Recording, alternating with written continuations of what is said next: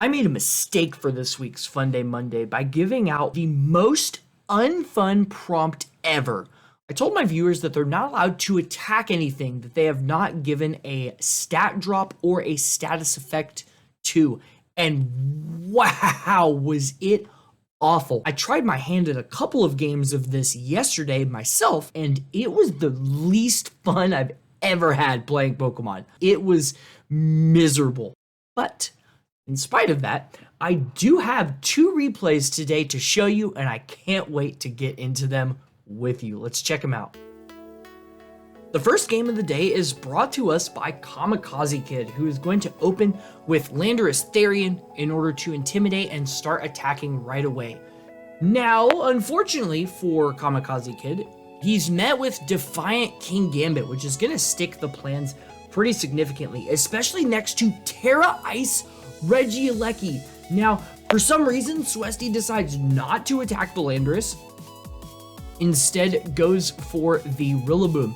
Sneasler is going to buy another turn for Landorus to keep doing more Landorus things, and is going to win this trade against the King Gambit. Now, in keeping with the first turn, the third turn is going to feature another decision not to deal with Landorus, because the Regieleki went for Electro Web, meaning had no intent of dealing with that Landorus. It's fine. He's going for the don't attack genies Funday Monday. So Landorus is going to actually come back in on top of that Sneasler slot and continue to do more tomfoolery type things. And the Regieleki goes down, the Pelipper flinches, and that is pretty much what seals the game. On turn 5, Kamikaze Kid decides to give an oopsie by attacking the Serena without a stat drop or status condition. Kamikaze Kid mentioned this in the submission, said, I did an oopsie. So, if you're interested in getting Funday Monday featured without quite following all the rules, talk to Kamikaze Kid. He's got a good strategy for it. Game 2 for this week comes to us from Krebs, who has a hyper offensive solution to this week's Funday Monday. Except none of that is true, because Urshifu is going to swap out for Wo-Chien on the first turn in order to slow this game way down, or at least that's Krebs's hope. Toxtricity is going to deal some respectable damage right off the bat, and because of this offensive pressure, that paralysis on Basculegion is the only thing that Thundurus gets to accomplish. Krebs is already down one Pokemon and is staring down a team full of Tailwind.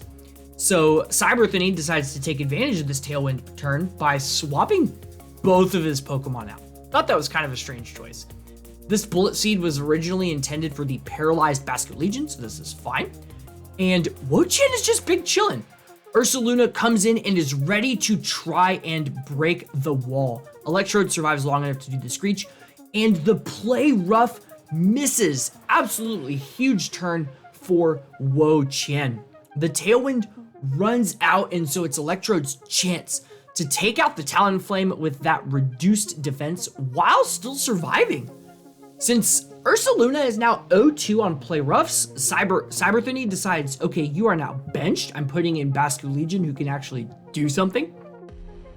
It's going to take on some damage, and Cyberthony is going to try and go for a big Boom Burst play, probably forgetting that Hisuian Electrode is now a Ghost type, so they're both immune to the Boom Burst.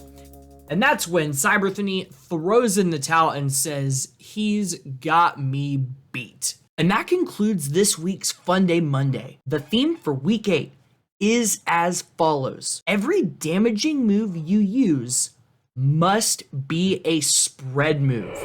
This can be something that attacks both opponents like Heat Wave, or it can be moves that attack all other Pokemon like Earthquake, but every damaging move you use must be a multi-targeting move. Submit those replays, and I'll see you next week.